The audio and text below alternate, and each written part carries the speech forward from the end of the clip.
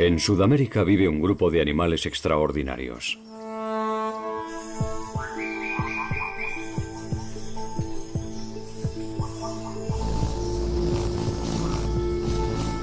Son unos de los seres vivos más espectaculares del planeta.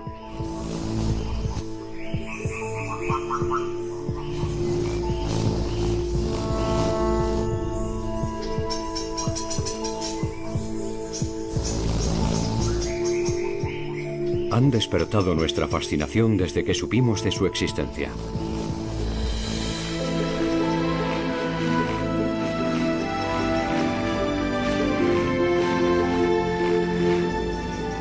Se trata de los colibríes. Sus brillantes colores y su maestría en el vuelo son inigualables.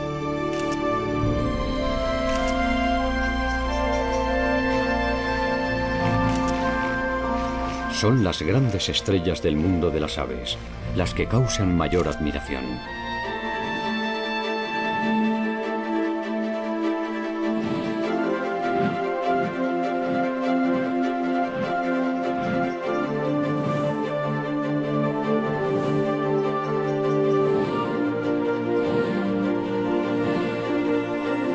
Los colibríes, preciosos mensajeros. ¿Qué sabemos sobre estas extraordinarias aves? En primer lugar, que son diminutas. Unas liliputienses en las manos de quien las estudia, y son de los animales de sangre caliente más pequeños de la Tierra.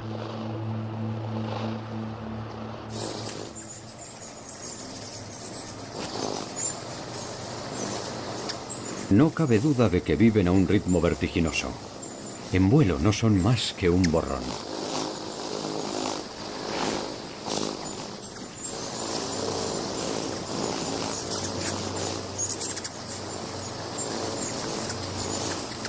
Para poder empezar a estudiar la acelerada vida de estas pequeñas aves, primero hay que ralentizarlas.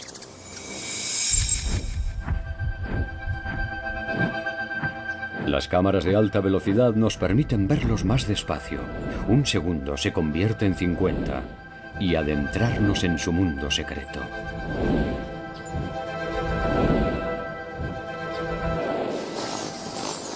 Buena parte de sus hábitos siguen siendo un misterio para nosotros. Lo que sí sabemos es que se alimentan del néctar de las flores, que es el combustible de su frenético batir de alas. Y que solo se encuentran en el Nuevo Mundo. La mayoría viven en Sudamérica, que es donde comienza nuestro relato.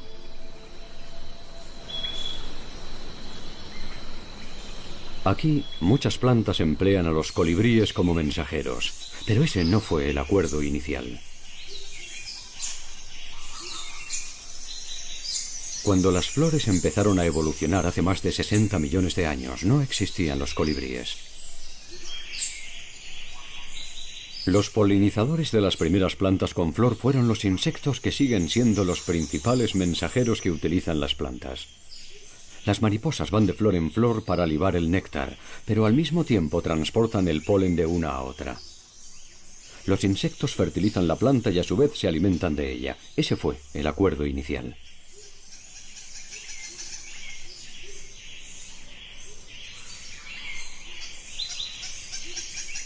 Esta relación entre las plantas y los insectos ha sido larga y fructífera.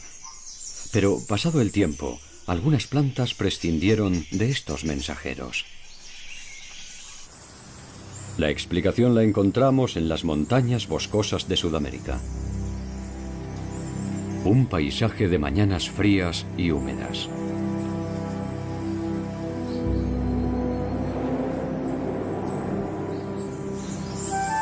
Las mariposas no pueden volar en esas condiciones. Los insectos son seres de sangre fría.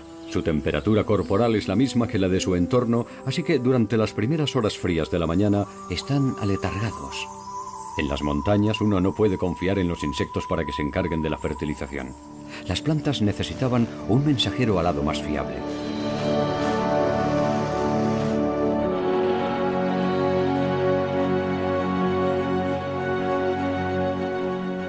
Es posible que nunca sepamos con certeza dónde se produjo este cambio de mensajeros, pero sería en algún lugar de Sudamérica, tal vez en la antigua meseta brasileña, donde las plantas encontraron un nuevo aliado.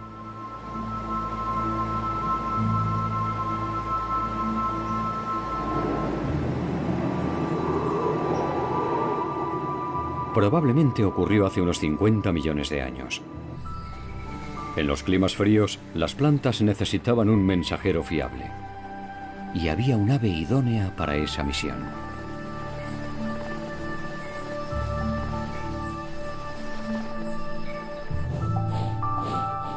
Es posible que aquella ave que encontró una nueva forma de alimentarse fuera como este ermitaño picosierra. Se cree que ese antepasado de los colibríes se alimentaba de insectos y arañas y que tenía un pico ancho con el que atrapaba a sus presas.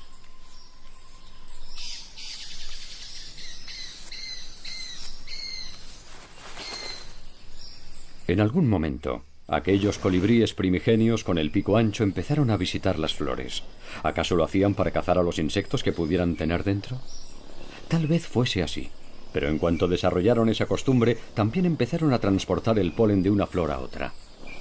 Aquellos primeros colibríes, además de atrapar insectos, se bebían el néctar de las flores.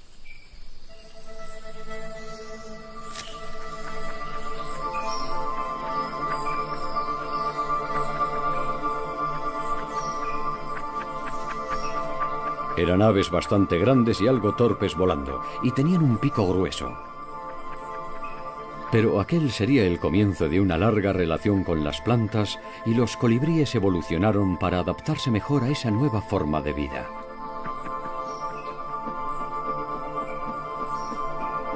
Durante millones de años, el pico se les fue afinando y haciendo más ligero para que pudieran alcanzar mejor el preciado néctar.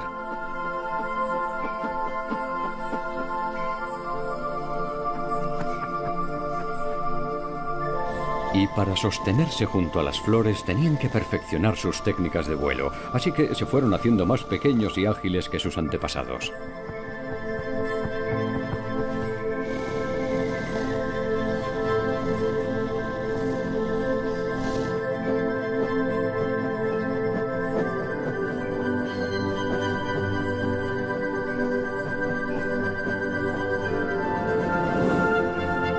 Ahora que tenían un pico más estrecho, desarrollaron también una lengua larga que pudieran introducir en las flores para libar el néctar con facilidad. Para llegar al néctar hay que hacer un gran gasto de energía, así que los colibríes tuvieron que reducir mucho su peso. Las patas se les afinaron tanto que ya no podían andar ni saltar. Solo les sirven para posarse en las ramas de los árboles. Pasaron a tener que vivir en el filo de la navaja, administrando muy bien sus energías.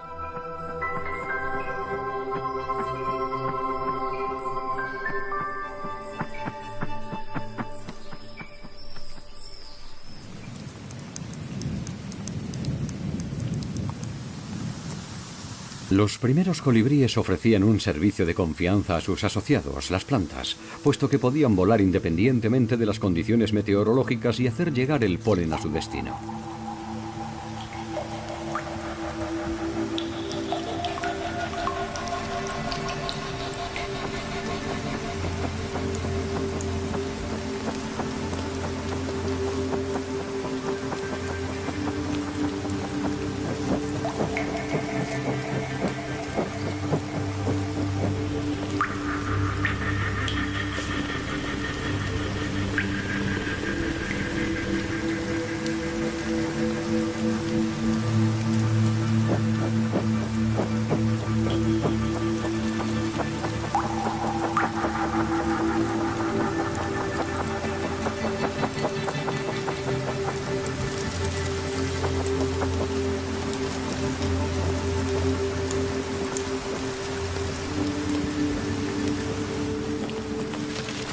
Durante millones de años, los colibríes fueron generalistas, porque se alimentaban de una gran variedad de flores.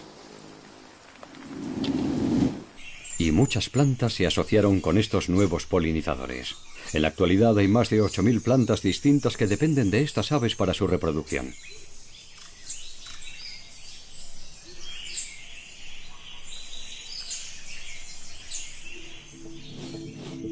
Pero el acuerdo tenía una contrapartida. Las plantas tenían que abastecer a estos mensajeros de sangre caliente con una mayor cantidad de alimento.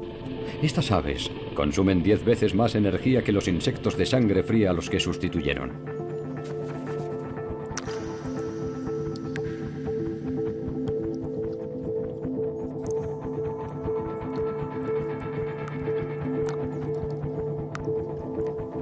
Un colibrí liba una cantidad diaria de néctar superior a su peso corporal. Y las flores de las que se alimentan deben producir una enorme cantidad del preciado líquido para tener satisfechos a sus mensajeros.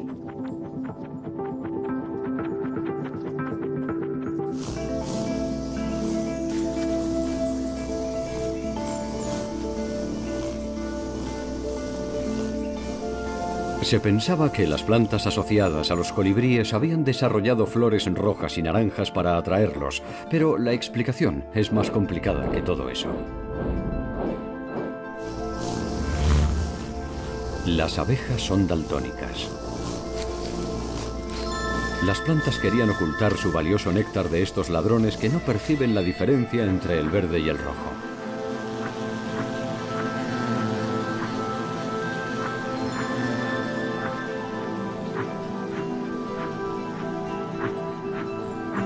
Y a la vez, hacer sus flores bien visibles para sus nuevos polinizadores. Los colibríes también tuvieron que pagar un precio. Otro de los cambios que las plantas experimentaron para proteger el néctar de los insectos fue que las flores pasaran a ser estrechas y alargadas y a brotar en los extremos de las ramas. Para poder alcanzarlas había que ser capaz de volar con suma precisión. Los colibríes tenían que poder quedarse suspendidos en el aire y para eso había que emplear muchísima energía. El néctar es un alimento muy energético, pero para obtenerlo tienen que consumir gran parte de esa energía, de modo que desde ese momento los colibríes se han visto obligados a aprender a administrar muy bien sus fuerzas. La capacidad de mantenerse en el sitio con total precisión es exclusiva de los colibríes. Son las únicas aves con esa habilidad.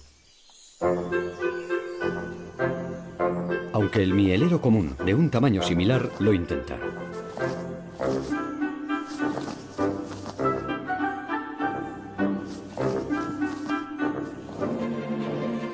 Pero en honor a la verdad, en comparación con el colibrí, todas las demás aves resultan torponas.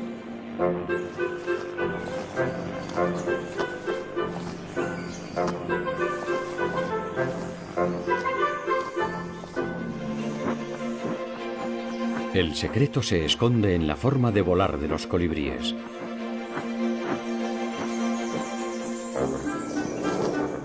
Todas las aves, salvo los colibríes y los vencejos, sus parientes lejanos, se impulsan y se elevan al hacer el movimiento descendente con las alas, las pliegan al levantarlas y repiten el movimiento.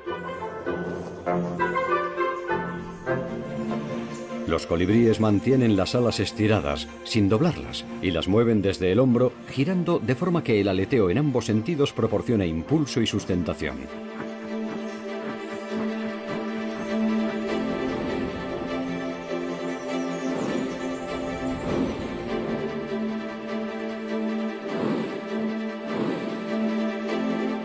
Esta potencia extra les da una considerable ventaja y sin duda pueden preciarse de ser las aves con mayor maestría de vuelo.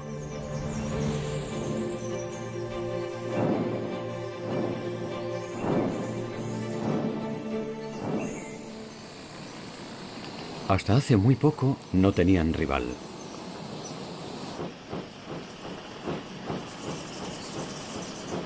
Pero recientemente una empresa californiana de ingeniería aeronáutica creó un colibrí robótico.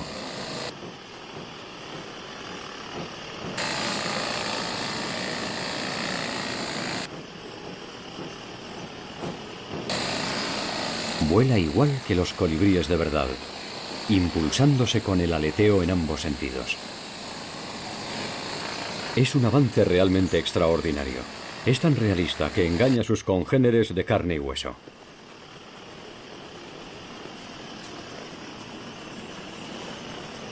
Este colibrí de Allen se ha adueñado de este jardín de las afueras de Los Ángeles y no está dispuesto a compartirlo.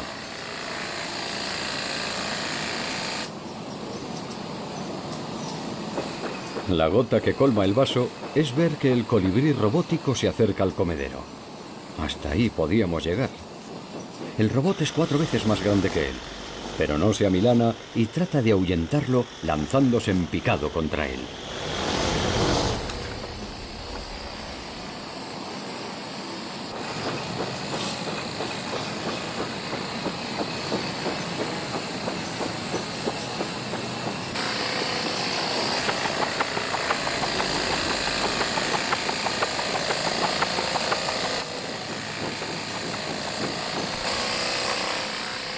El robot funciona con una batería y solo tiene unos minutos de autonomía.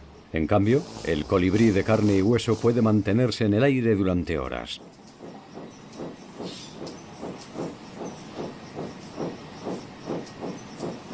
Esta singular forma de volar les permite maniobrar en todos los sentidos.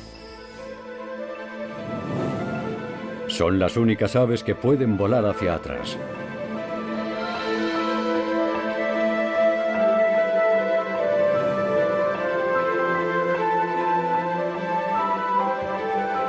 Girar sobre sí mismos e incluso darse la vuelta y volar hacia abajo.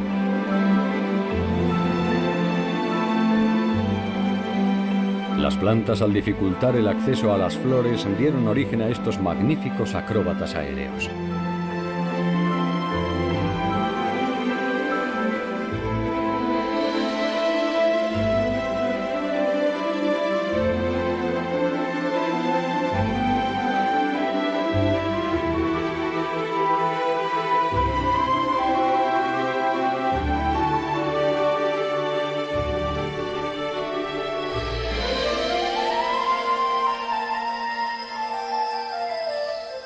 Pero este virtuosismo en el vuelo requiere mucha energía.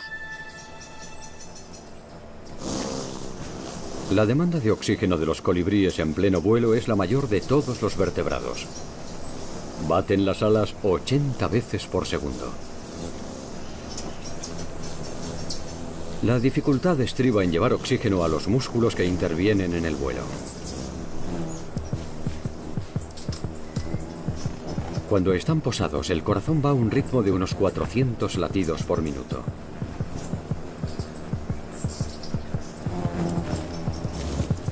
En vuelo, pasan a ser 1200 pulsaciones por minuto, porque el corazón está bombeando sangre oxigenada a los músculos de las alas.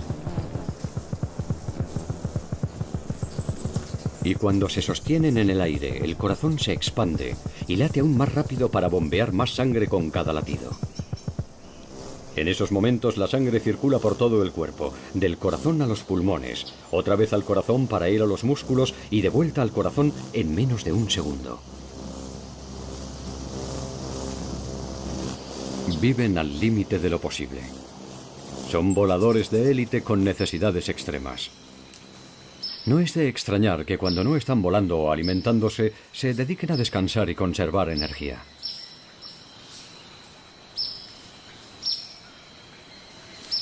Pasan el 80% del tiempo posados en algún sitio y aprovechan para estirar los músculos y cuidarse el plumaje.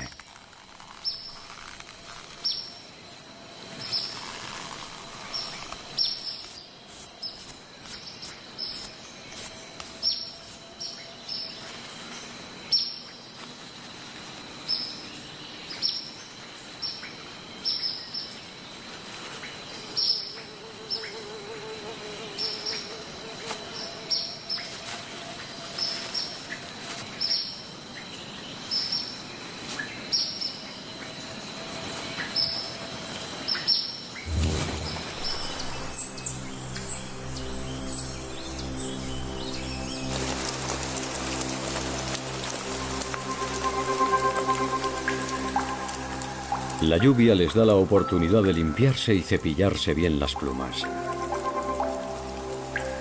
A diferencia de los insectos, a los colibríes les encanta la lluvia y en cuanto los cielos se oscurecen, estas diminutas aves se apresuran a buscar una hoja en la que darse un buen baño. Este mielero común se asea con deleite.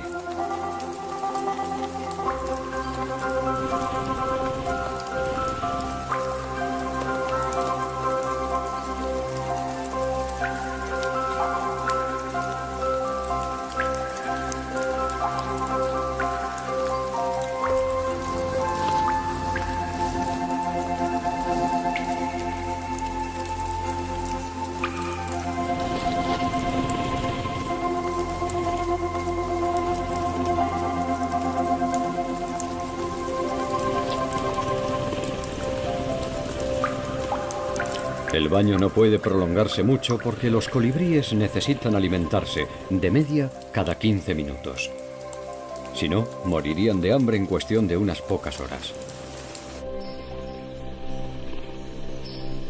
Debido a su precario equilibrio energético, para estas aves es importantísimo no malgastar tiempo visitando flores que ya no tengan néctar.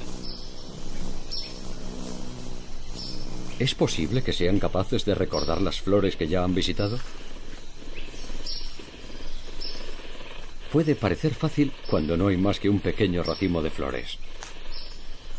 Pero, ¿cómo apañárselas ante un lapacho cargado de ellas?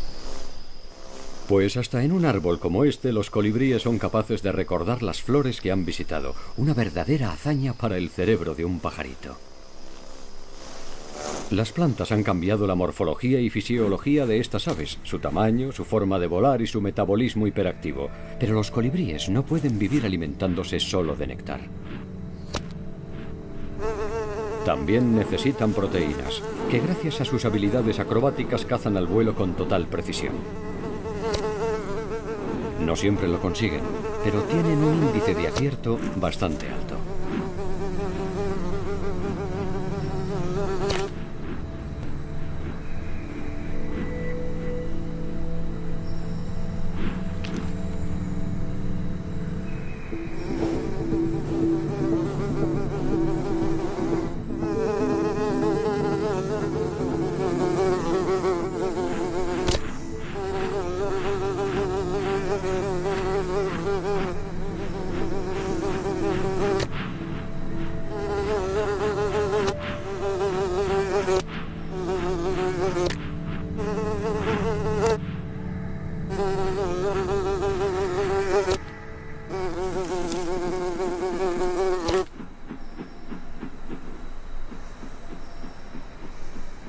Necesitan las proteínas para desarrollar la musculatura y cambiar el plumaje. Lo más complicado es no atragantarse al tragarse una mosca inquieta.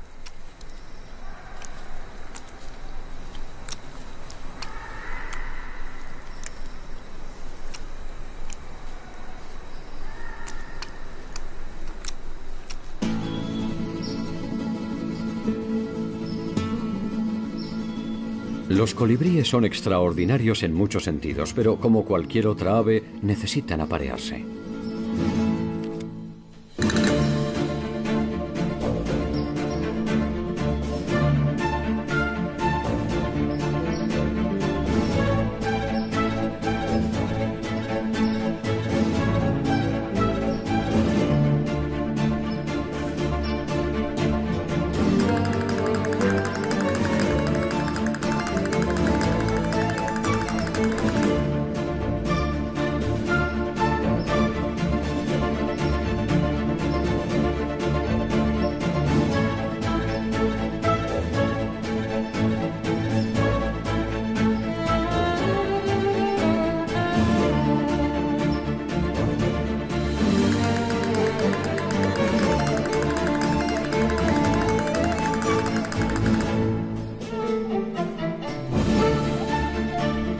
Este macho de rabudito crestado tiene una extraña forma de impresionar a la hembra. El cortejo dura tan solo unos segundos y nos había pasado desapercibido hasta que hemos podido observar su singular belleza con la tecnología de las cámaras de alta velocidad.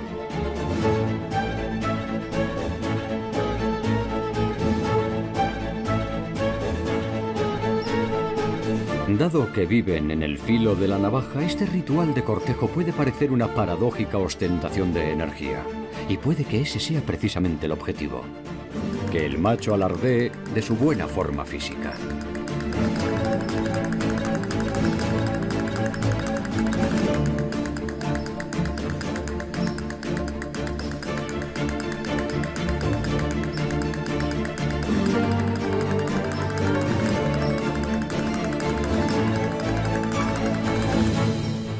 Pese a que el macho ha puesto todo su empeño y sus energías, esta hembra no parece estar impresionada.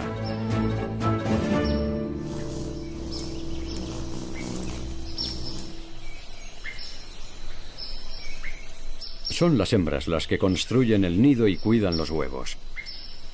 Pero para los colibríes ninguna operación es sencilla. Para poder permanecer en el nido el tiempo suficiente para que los huevos conserven el calor y, al contrario de lo que se podría pensar, las hembras bajan su temperatura corporal. Es la única forma de reducir el tiempo que pasa fuera alimentándose.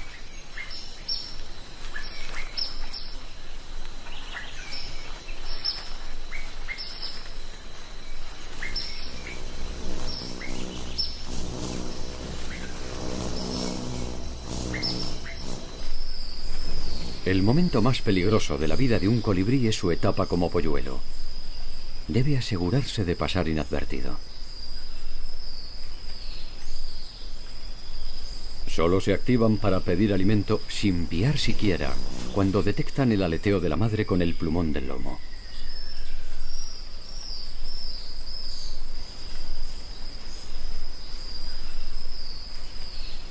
La hembra alimenta a los polluelos con una mezcla de polen, néctar e insectos. Pero pese a todos sus desvelos, pocos polluelos alcanzan la edad adulta. Incluso en su etapa adulta los colibríes atraviesan graves dificultades. Tienen que estar alimentándose cada 15 minutos, así que ¿cómo sobreviven durante la noche? Por las noches, los colibríes se enfrentan a un enorme reto: mantenerse con vida hasta la mañana siguiente. Su forma de resolverlo es tan extraordinaria como los demás aspectos de su vida. Entran en letargo, una especie de hibernación. Reducen espectacularmente la temperatura corporal y la frecuencia cardíaca, que pasa de 400 a 40 latidos por minuto. Así consumen una centésima parte de la energía que utilizan cuando vuelan. Es una solución muy radical y extremadamente peligrosa porque mientras están en letargo no se pueden mover y no tienen posibilidad de escapar de los depredadores nocturnos.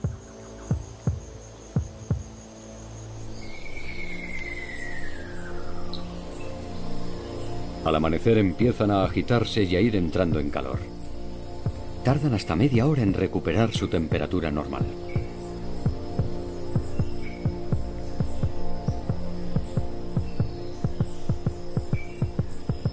La única posibilidad que tienen los colibríes para poder ver un nuevo día es recurrir a estas medidas extremas.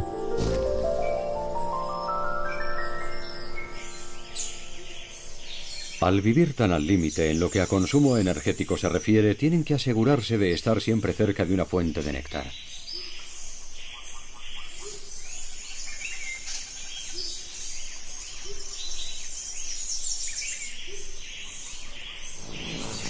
O lo que es lo mismo, tener un buen puñado de flores bien vigilado en todo momento.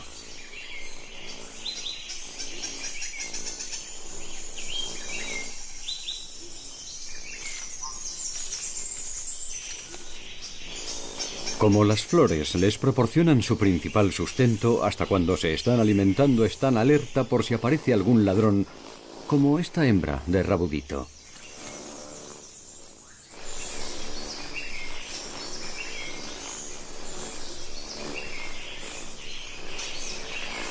En la mayoría de los casos, cuando el intruso ve que el legítimo propietario del territorio se enfrenta a él, se retira sin plantarle cara. Por lo general, los propietarios defienden sus flores haciendo ostentación de su brillante plumaje.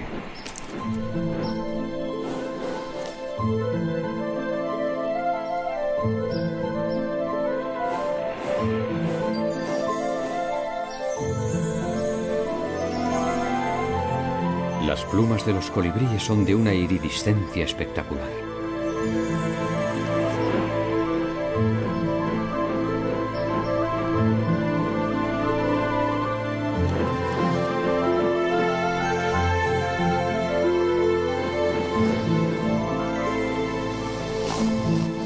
Los colores no son fruto de un pigmento, sino de la presencia de capas de burbujas de aire microscópicas en las plumas que refractan y reflejan los rayos del sol y los combinan para producir unos colores resplandecientes. Como los colores dependen del ángulo en que incide la luz, los colibríes pueden activar y desactivar los brillos a su antojo, de forma que pueden lanzar señales a los intrusos u ocultarse de un enemigo según convenga.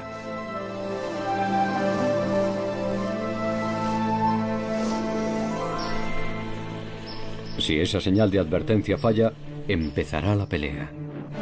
Pese a su tamaño, no son unas joyas frágiles y exóticas, sino unos combatientes muy agresivos. Es una cuestión de vida o muerte. Están defendiendo su preciada fuente de néctar.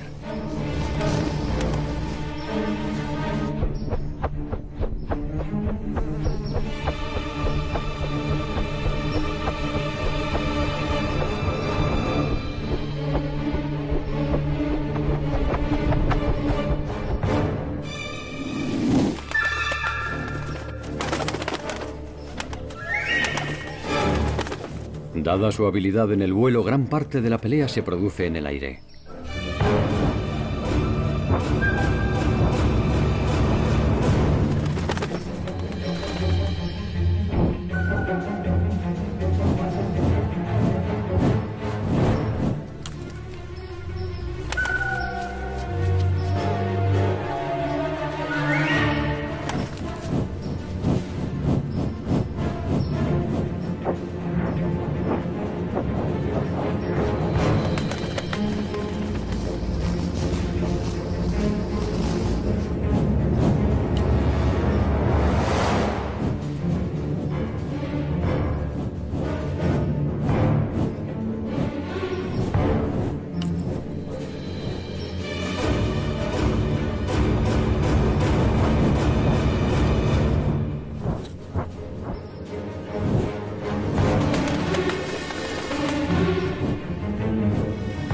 Estas batallas aéreas son luchas por el control de las flores porque sin un territorio bajo su dominio, los colibríes corren el riesgo de morir.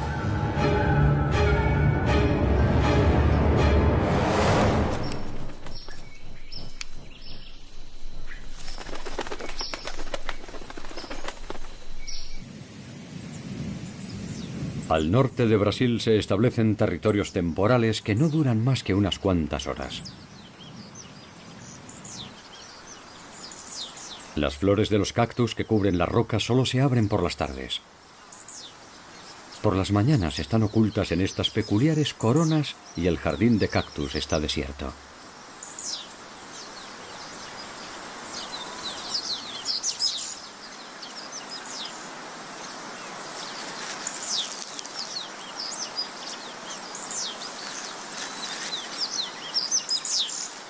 Pero cuando las flores se abren, los colibríes aparecen como por arte de magia.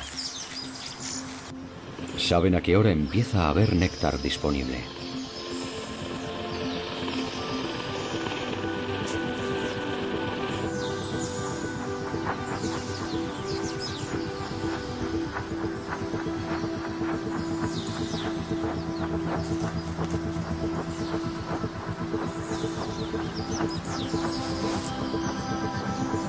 Las aves se deleitan con el espléndido banquete de néctar y cuando terminan, el polen se les queda pegado al pico y así lo llevan a otras flores.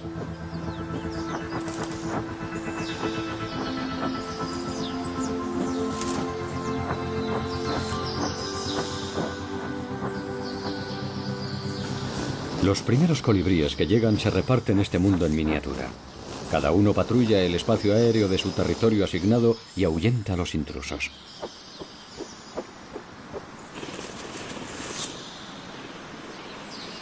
Los propietarios temporales de esta zona de cactus no tienen miedo a nada. Se atacan entre sí y hacen caso omiso de un lagarto mucho más grande que ellos. Pero cuando los visitantes son abejas y avispas, la cosa cambia. Se retiran, son demasiado pequeños y una picadura tendría consecuencias mortales.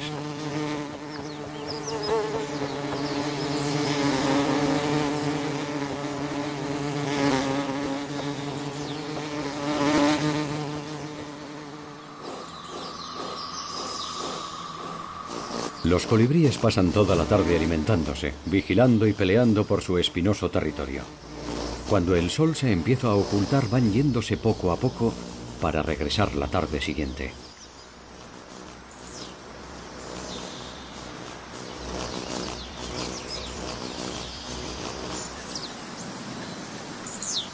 Los colibríes son un prodigio de la evolución. Las adaptaciones que han experimentado les han permitido trasladarse a hábitats muy variopintos. Se han establecido allá donde había flores que necesitaran polinizadores fiables. Hace unos 17 millones de años, cuando la cordillera de los Andes, empujada por el movimiento de las placas tectónicas, se elevó aún más, surgió otra oportunidad para estas aves.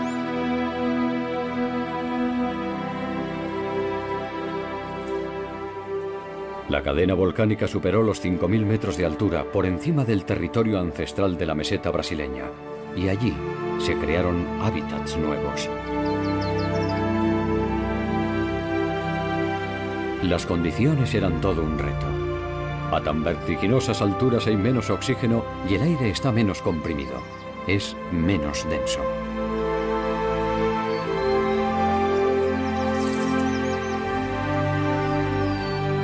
Algunas plantas les ofrecen a estos mensajeros alados una rama en la que apoyarse.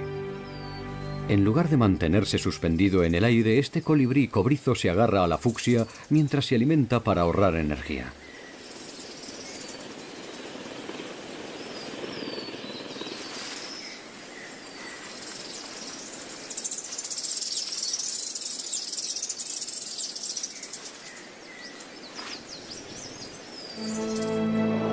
Otras especies han encontrado otras formas de adaptarse a la vida en la alta montaña. El colibrí gigante tiene las alas mucho más grandes. Como el aire es menos denso, necesita más superficie. Además, mueve las alas describiendo un arco bien amplio para crear más sustentación. Cada vez que las acerca, los extremos casi se tocan. El colibrí gigante es el mayor de todos. Pesa lo que un carbonero común y posiblemente el suyo sea el tamaño máximo que un colibrí pueda alcanzar.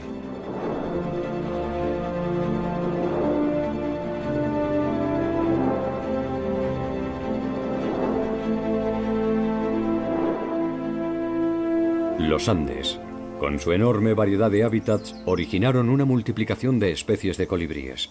La mitad de ellas viven en estas montañas junto a las plantas que polinizan.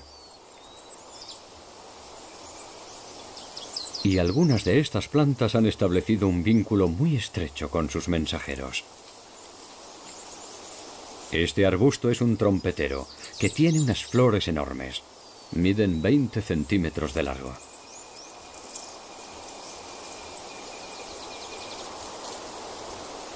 El néctar está al fondo de la flor tubular, fuera del alcance de la mayoría de los colibríes.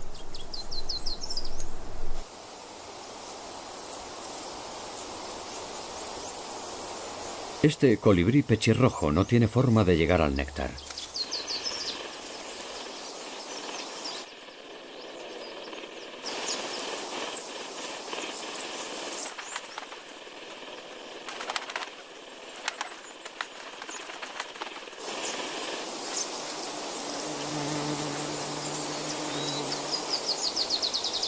Solo hay un ave que puede libar el néctar de las flores del trompetero. El colibrí pico espada. Su pico es más largo que su cuerpo. Tiene el pico más largo en proporción al cuerpo de todas las aves del mundo. Y ese pico y esa lengua extremadamente largos le permiten ser el único que se alimenta de estas flores.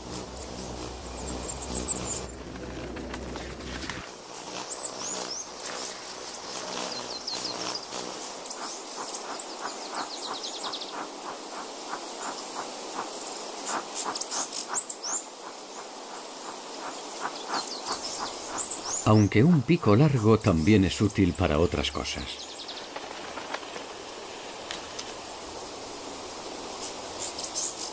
El trompetero no es la única planta que ha establecido una relación tan estrecha con el colibrí pico espada. Esta es una especie de pasiflora que también tiene flores tubulares alargadas. Esa mancha naranja en el cuello del colibrí es polen.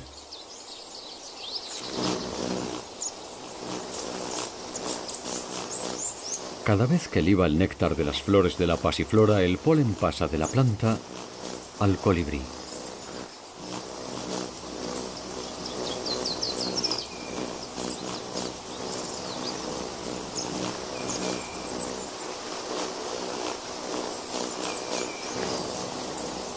Al haber establecido una relación tan exclusiva, tanto la pasiflora como el trompetero han conseguido aumentar las probabilidades de que su polen se transfiera a una planta de su misma especie.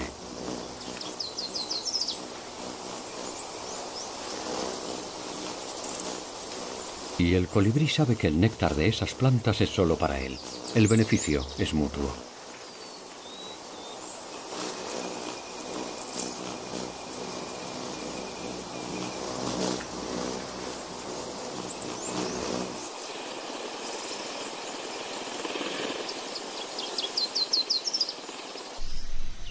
Este otro colibrí ha establecido un vínculo aún mayor. Tiene un acuerdo totalmente exclusivo con esta heliconia.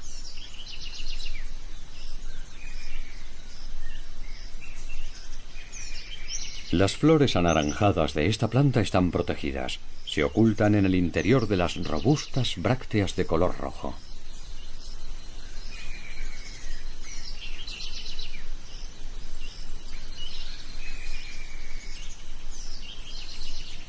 Los pétalos describen una curva pronunciada.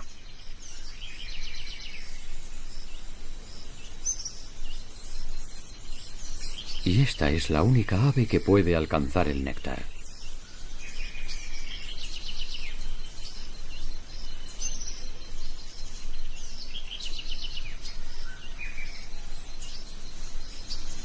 La curvatura del pico se ajusta perfectamente a la de la flor, como una llave a una cerradura.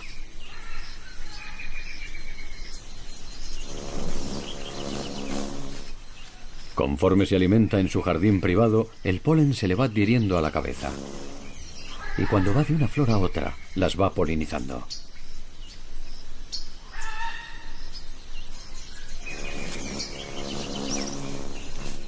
Como este pico de hoz coliverde tiene todo el néctar de la heliconia a su disposición, no necesita preocuparse de defender el territorio.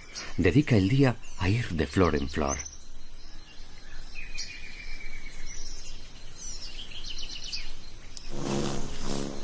Y como tampoco necesita hacer alarde de que las plantas le pertenecen, su plumaje no es iridiscente, de hecho es bastante soso, solo le sirve para camuflarse entre las flores de las que disfruta en exclusiva.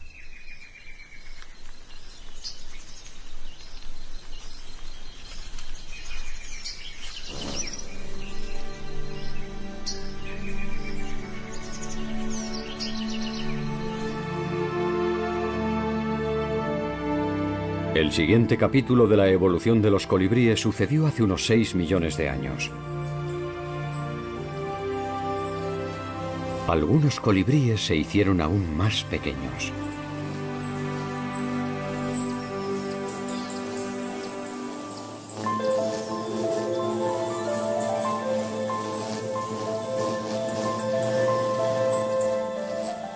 Estos microcolibríes son unos de los seres vivos de sangre caliente más pequeños de la Tierra.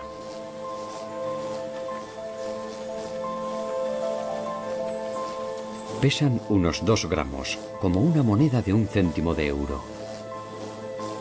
Y compiten de forma directa con los insectos.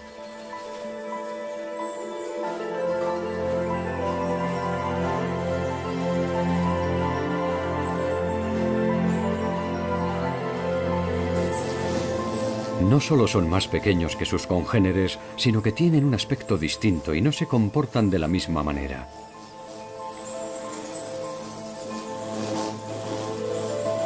Vuelan casi como un insecto y recorren los bosques para alimentarse de muchas flores diferentes.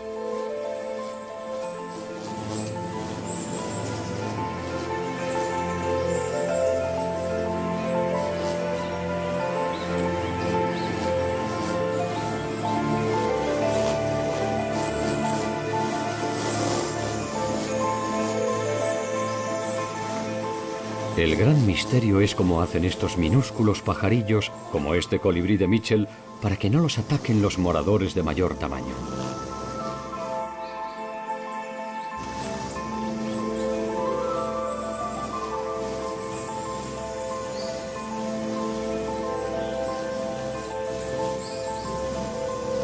Esta Amacilia andina, que es bastante agresiva, ignora al ladronzuelo. ¿Por qué?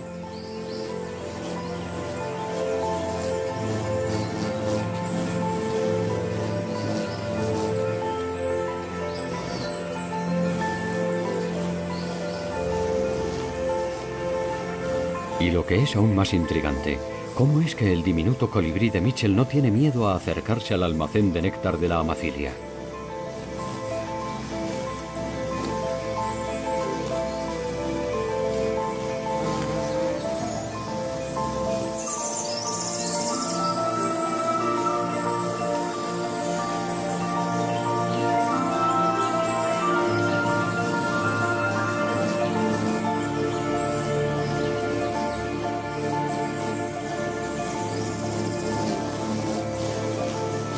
Puede que la Amacilia no identifique al colibrí de Mitchell como uno de sus congéneres.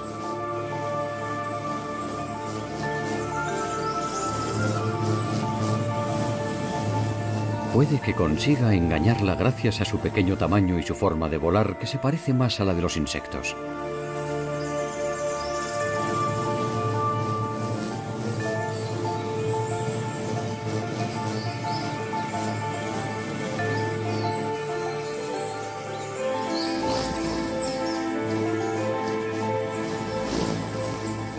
Incluso comparte una flor con el ladronzuelo.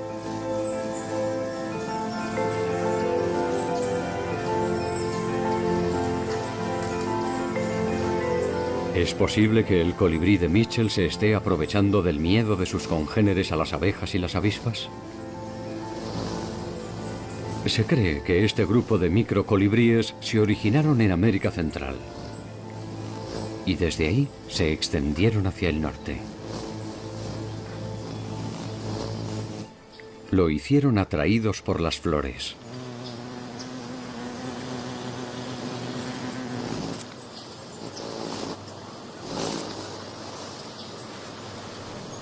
Pero vivir tan al norte tenía un inconveniente: el invierno. Así que en otoño, el colibrí gorguirubí inicia un viaje al sur antes de que las flores se marchiten y se quede sin comida.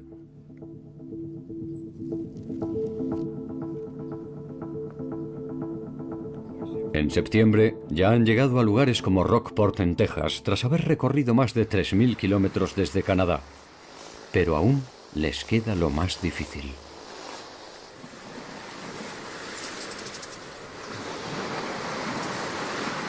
Deben proseguir su viaje al sur y para muchos eso significa atravesar la inmensidad del océano.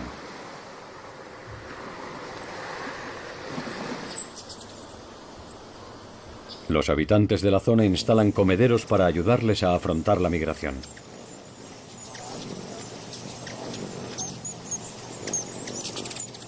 Los voraces colibríes se alimentan sin parar. Tienen que engordar convirtiendo los azúcares del néctar en grasa. En solo 3 días prácticamente duplican su peso. Es como si una persona de peso medio engordara 50 kilos solo de grasa.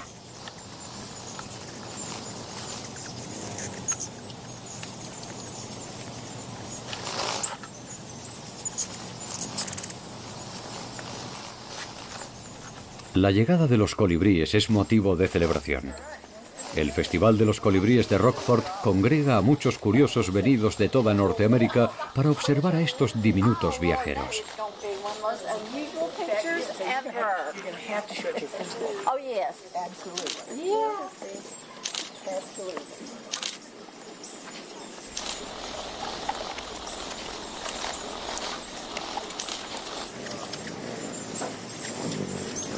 En el punto culminante de la migración, Rockport se convierte en el hogar temporal de decenas de miles de colibríes. No hay otro lugar en el que se puedan ver tantos colibríes juntos. No cabe duda de que es todo un espectáculo que motiva a algunos a querer dar la nota, por desgracia. Bonito casco.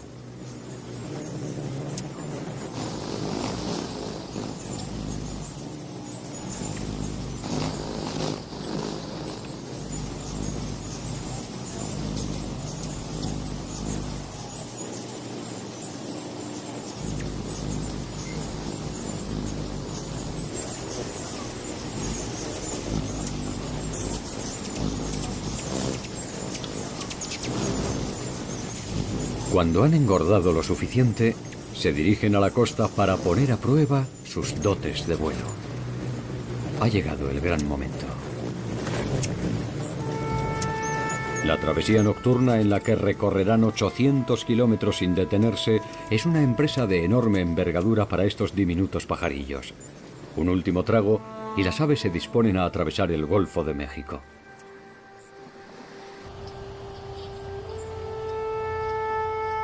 Todavía desconocemos muchos aspectos de esta migración, pero hace poco que un equipo de científicos ha podido hacer un seguimiento de las aves con el radar Doppler del Servicio Meteorológico Nacional de los Estados Unidos.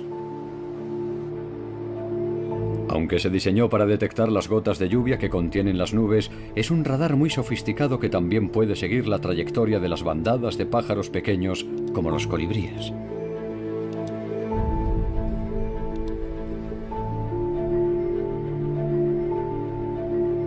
En cuanto salen del alcance del radar, el viaje vuelve a quedar envuelto en misterio.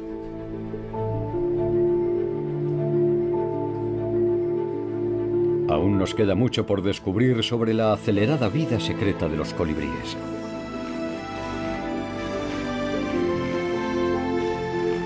Pero lo que sí sabemos es que son unos de los seres vivos más extraordinarios, coloridos, vivaces y acrobáticos de todo el planeta. Viven al límite de lo posible y son una de las obras maestras de la naturaleza en miniatura. Y todo por ser los mensajeros de las plantas.